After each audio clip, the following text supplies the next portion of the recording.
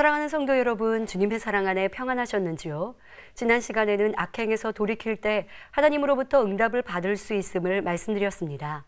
이번 시간은 용서하는 마음이라는 말씀의 제목으로 은혜를 나누겠습니다. 여러 의학적 통계에 의하면 질병은 많은 부분 스트레스로 인해서 온다고 합니다. 이 스트레스 중 대부분은 정신적 질병, 곧 미움과 증오, 그리고 용서하지 않는 마음에서 생긴다고 하지요. 결국 미움과 증오, 용서하지 않는 마음이 고혈압, 심장병, 뇌졸중, 치매, 우울증 등의 원인이 된다는 것입니다.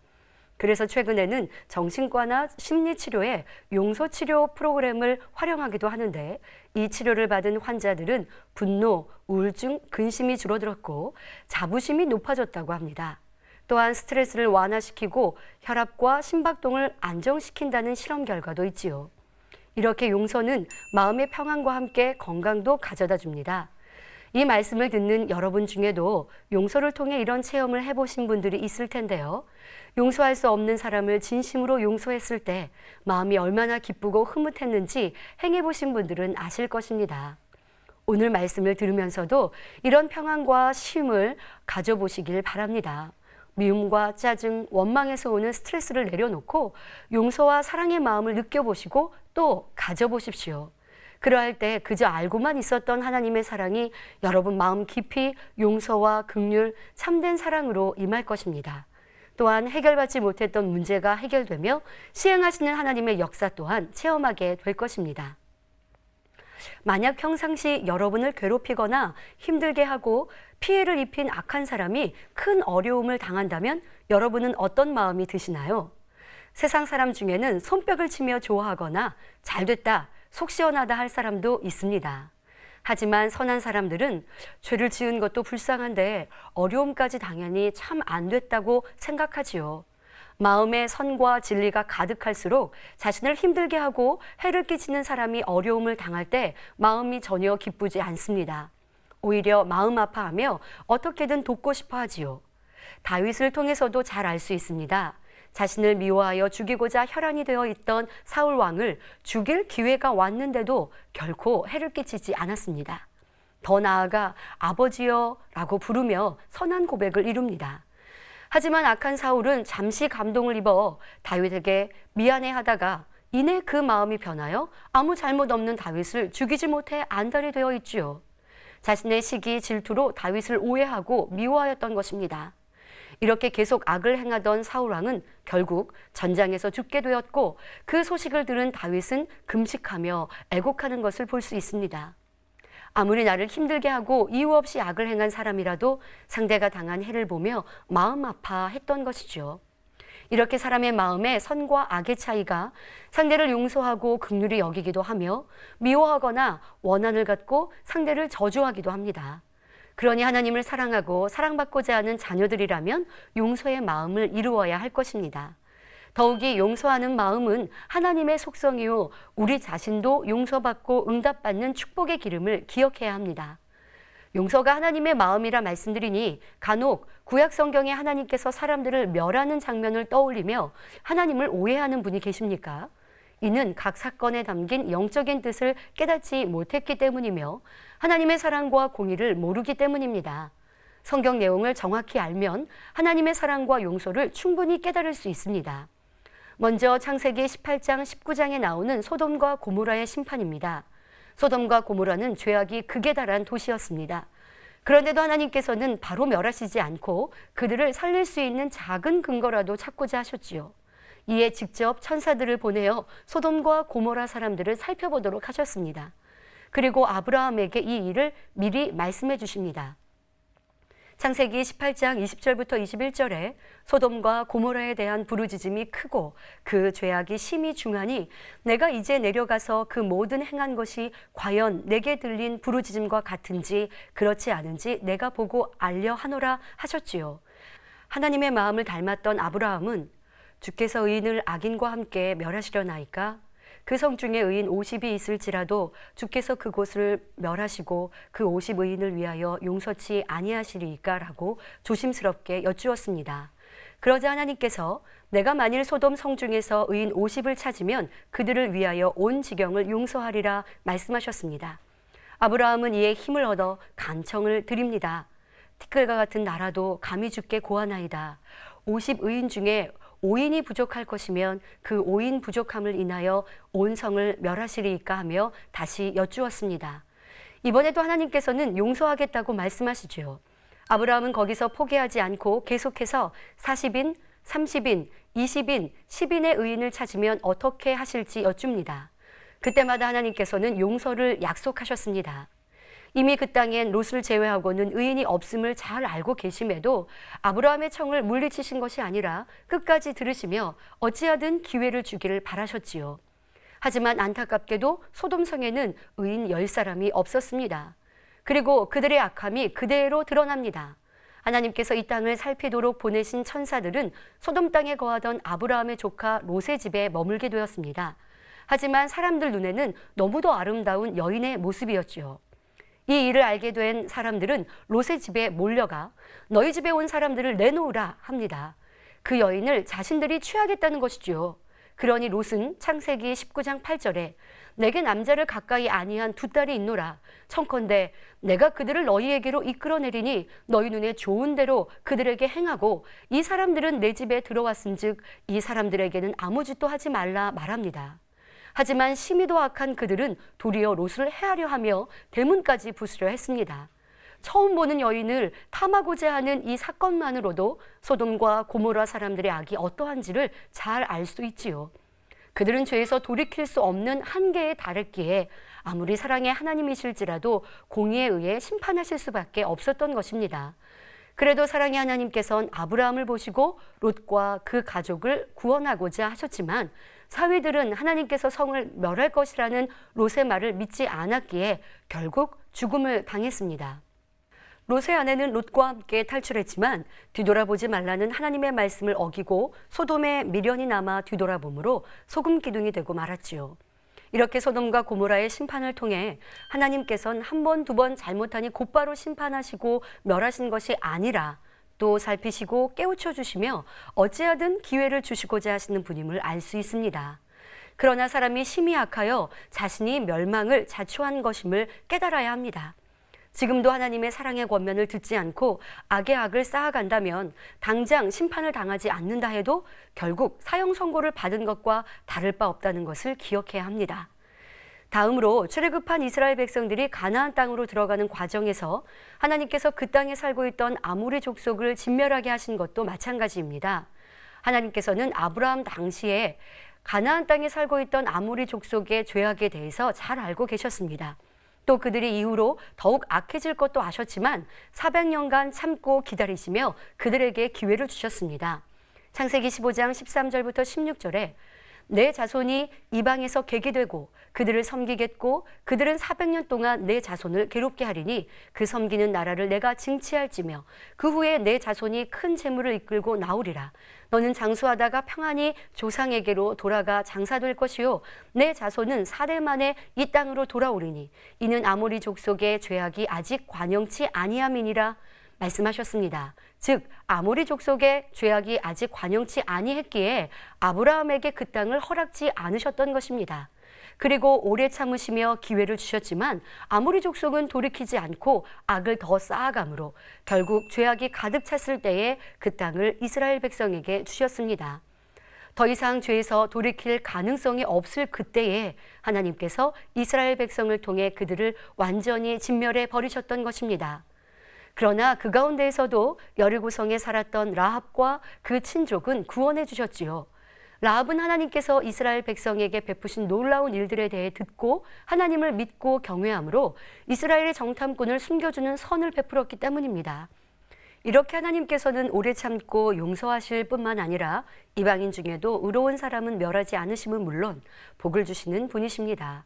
또 아모리 족속을 진멸하실 수밖에 없었던 이유는 그들을 남겨두면 이스라엘 자손들마저 우상을 섬기고 각종 사수를 행하며 음란하고 폐역하고 부도덕한 악행에 물들 수밖에 없기 때문입니다.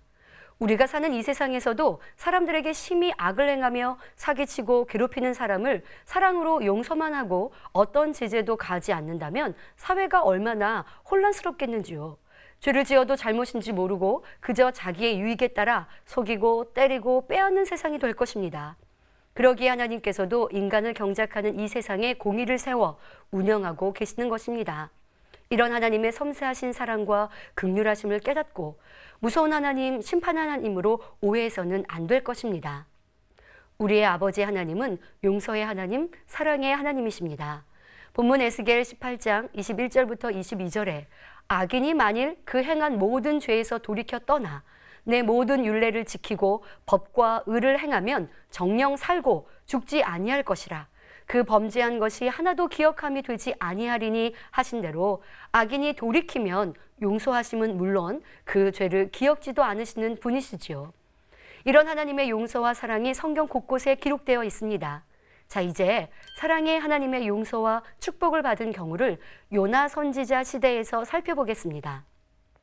그 당시 니누에는 이스라엘을 괴롭히던 적국 아수르의 수도였습니다. 이 니누에도 심히 부패하여 그들의 악행이 하나님 앞에 상달될 정도였지요.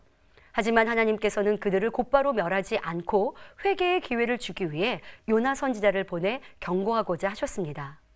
그런데 요나 선지자는 의외의 태도를 보입니다. 하나님의 명인 니누에로 가라 하심을 어기고 다시스로 도망갔지요. 그는 자기 민족을 괴롭히는 적국인 니누에가 멸망당하길 원했습니다. 그런데 자신이 가서 경고할 때 니누에 백성이 회개하면 하나님께서는 용서해 주실 줄 알았기에 니누에로 가지 않으려 했던 것입니다. 그리고는 하나님의 낯을 피하려 다시스행 배에 올라 배 밑창에서 자고 있던 요나. 자, 이제부터 하나님의 섬세하신 손길과 전지전능하심을 느껴보시기 바랍니다. 요나가 타고 있던 다시스행 배는 큰 풍랑을 만나게 되었고 그 풍랑을 벗어나려고 최선을 다해 보았지만 어쩔 수가 없었습니다. 파선할 위기에 놓이자 이 재앙이 누구 때문인지 알기 위해 제비를 뽑았지요. 결국 영락없이 요나가 뽑혔고 요나를 바다에 던지니 바다는 이내 잠잠하여졌습니다. 이제 요나는 죽었겠지요. 그러나 사랑하시는 하나님께서는 불순종하고 하나님의 낯을 피하려 하였던 요나마저도 그냥 멸해버리지 않으셨고 한 번 더 기회를 주십니다. 요나가 자신의 나라와 민족을 사랑하는 마음으로 그렇게 행했던 것을 아시기 때문에 용서의 기회를 주셨지요. 큰 물고기를 예비해 두셨다가 그를 삼키게 하신 것입니다. 요나는 물고기 뱃속에서 사흘 밤낮을 지내며 불순종한 것을 철저히 회개합니다. 그 기도를 들으신 하나님께서는 용서하시고 물고기가 그를 육지에다 토해내도록 하셨습니다. 결국 요나는 니누에로 갔고 40일이 지나면 니누에가 무너지리라 외쳤습니다. 니누에는 규모가 큰 성읍이라 그 전체를 돌려면 3일이 걸렸지만 하루만 외쳤는데도 놀라운 일이 생겼습니다. 온 백성이 하나님을 믿고 금식을 선포하고 하나님 앞에 회개하였던 것입니다. 소문이 왕에게까지 들리자 왕도 마찬가지로 회개하며 조서를 내려서 백성들에게 선포합니다. 사람이나 짐승이나 소떼나 양떼나 아무것도 입에 대지 말지니 곧 먹지도 말 것이요 물도 마시지 말 것이며 사람이든지 짐승이든지 다 굵은 배를 입을 것이요 힘써 여호와께 부르짖을 것이며 각기 악한 길과 손으로 행한 강포에서 떠날 것이라. 하나님이 혹시 뜻을 돌이키시고 그 진노를 그치사 우리로 멸망치 않게 하시리라. 그렇지 않을 줄을 누가 알겠느냐 하였지요. 입술로만이 아니라 행함으로 온전히 돌이키는 철저한 회개를 하는 것을 볼 수 있습니다.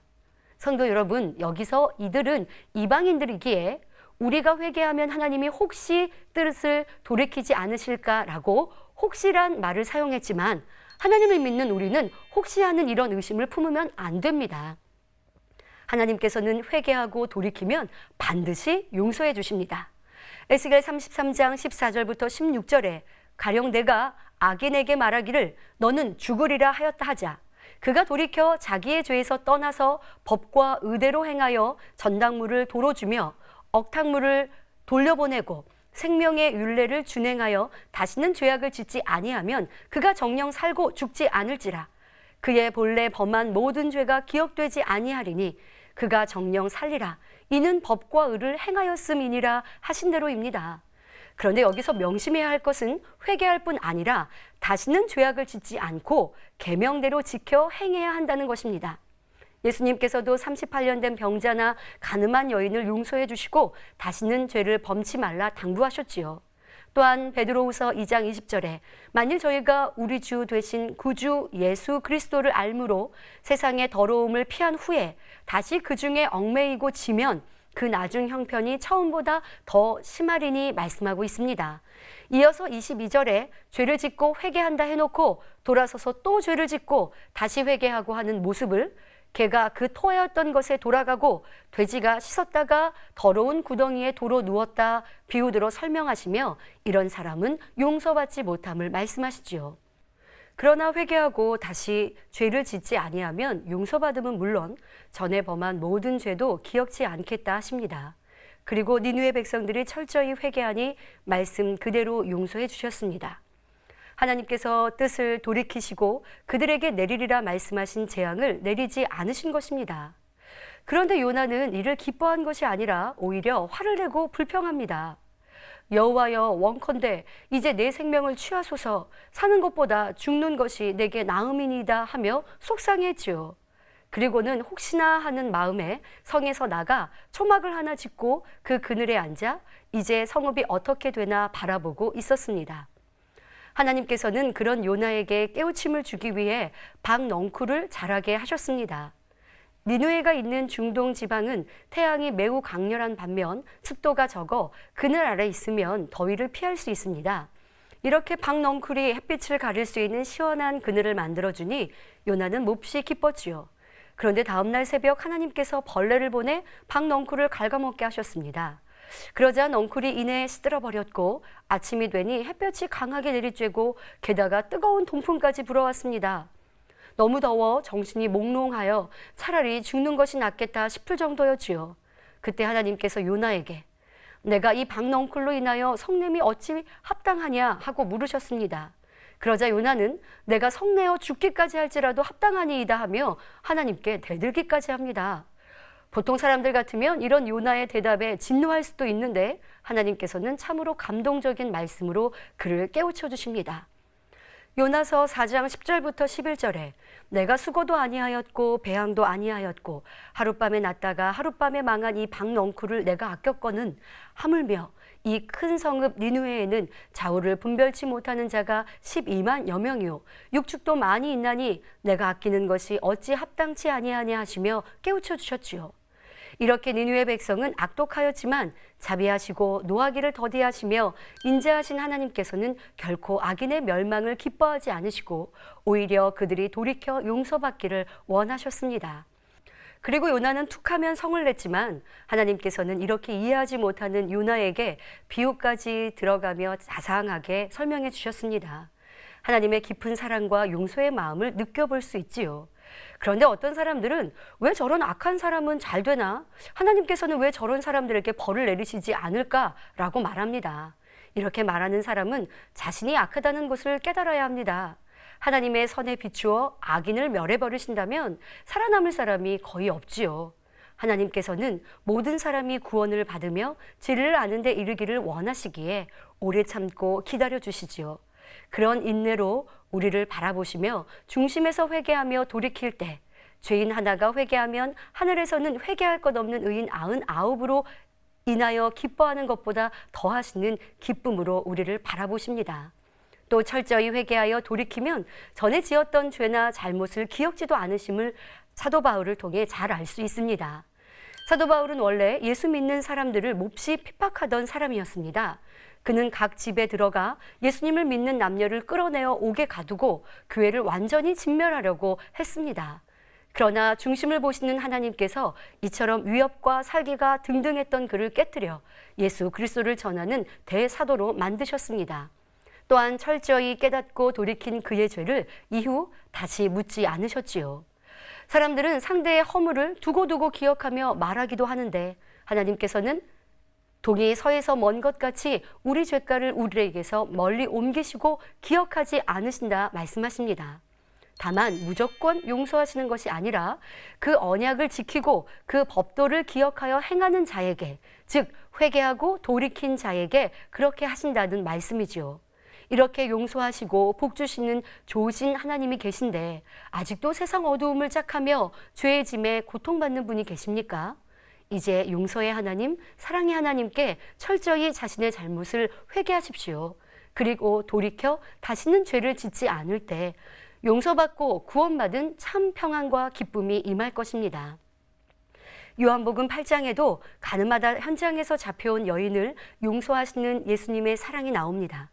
예수님께서는 여인을 정죄하던 사람들을 물리치시고는 요한복음 8장 11절에 나도 너를 정죄하지 아니하노니 가서 다시는 죄를 범치 말라 하시며 참된 평안을 주셨지요. 하나님께서는 죄를 미워하시는 것이지 죄에서 돌이킬 때에는 악인을 악인이라 하지 않고 오히려 그 죄를 없게 해주시며 의인이라 칭해 주십니다. 이렇게 하나님은 회개하는 심령을 찾으시며 그가 통회자복하면 과거의 모든 죄를 묻지 않고 용서하시지요. 이 마음이 누가복음 15장에 기록된 양 100마리를 가진 목자가 그중에 잃어버린 양 한 마리를 찾아다니는 비유에 잘 나타나 있습니다. 애타게 양을 찾는 목자의 심정이 바로 하나님의 마음, 주님의 마음이죠. 잃어버린 한 마리의 양을 찾았을 때 얼마나 기쁘고 즐거운지 그 양을 어깨에 메고 집에 와서 벗과 이웃을 불러 모으고 함께 즐겼습니다. 하나님의 마음도 이러하기에 누가복음 15장 10절에 내가 너희에게 이르노니 이와 같이 죄인 하나가 회개하면 하나님의 사자들 앞에 기쁨이 되느니라 말씀하십니다. 하나님께서는 죄인 하나가 회개하고 돌이키면 용서하시고 천군 천사와 함께 기뻐하시죠. 우리는 이런 하나님의 용서와 사랑으로 구원받아 하나님의 자녀가 되었습니다. 그런데 이 큰 용서와 사랑을 받은 우리가 아직도 다른 사람을 용서하지 못하고 미워하며 원망하고 원수를 맺고 있다면 이는 하나님의 용서에 감사하는 삶이라 할 수 없습니다. 또 우리가 서로 용서하고 사랑하며 화목을 이룰 때 하나님의 응답을 받을 수 있는 것입니다. 마태복음 5장 23절부터 24절에 그러므로 예물을 제단에 드리다가 거기서 내 형제에게 원망 들을 만한 일이 있는 줄 생각나거든 예물을 제단 앞에 두고 먼저 가서 형제와 화목하고 그 후에 와서 예물을 드리라 하였습니다. 즉 하나님께 드리기로 한 예물은 반드시 드리되 형제를 미워하는 마음, 용서하지 못한 마음을 돌이켜 화목을 이루고 예물을 드려야 하나님께서 기뻐 받으시고 축복하신다는 것입니다. 살다 보면 내 생각에 맞지 않는 일이나 애매한 일을 당하기도 합니다. 그로 인해 원수를 맺거나 반목하며 싫어하고 미워하며 시기하는 등의 일들이 생깁니다. 그러나 나는 남을 용서하지 못하면서 나 자신의 죄와 허물을 어떻게 하나님으로부터 용서받을 수가 있겠습니까? 예수님께서 가르쳐 주신 주기도문에도 우리가 우리에게 죄 지은 자를 사하여 준 것 같이 우리 죄를 사하여 주옵소서라고 기도하고 있습니다. 형제의 죄를 용서하지 못하고 미워하고 감정을 품고 화를 낸다면 하나님께서도 나의 죄를 용서해 주지 않는다는 사실입니다. 이를 마태복음 18장의 두 채무자를 통해 알려주고 있습니다. 어떤 사람이 주인에게 1만 달란트 빚을 졌습니다. 이 액수는 평생을 벌어도 도저히 갚을 수 없는 큰 돈인데 주인이 불쌍히 여겨 그 빚을 탕감해 주었지요. 그런데 그는 자기에게 100데나리온 빚진 동관을 만났습니다.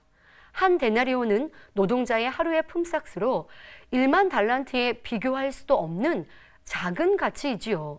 그런데 1만 달란트 탕감받은 사람은 자신이 입은 은혜도 잊어버린 채 100데나리온 빚진 사람의 멱살을 잡고 빚을 갚으라고 윽박질렀습니다. 그 동관이 엎드려 꼭 갚을 테니 조금만 참아달라고 간청했지만 용서하지 않고 옥에 가두고 말았습니다. 이 일을 알게 된 주인은 그를 불러 이 악한 종아, 내가 빌기에 내가 내 빚을 전부 탕감하여 주었거늘 내가 너를 불쌍히 여김과 같이 너도 내 동관을 불쌍히 여김이 마땅치 아니하냐 하며 노하여 그 빚을 다 갚도록 옥졸에게 넘겼습니다. 이 비유를 통해 나는 어떠했는가 살펴보아야 합니다. 하나님께서는 나를 구원하시기 위해 독생자 예수님을 십자가에 죽기까지 큰 사랑을 베푸시고 모든 죄를 용서해 주셨습니다. 말로 할 수 없는 큰 용서를 받은 우리가 용서하지 못할 상대의 죄와 잘못이 무엇이 있겠는지요.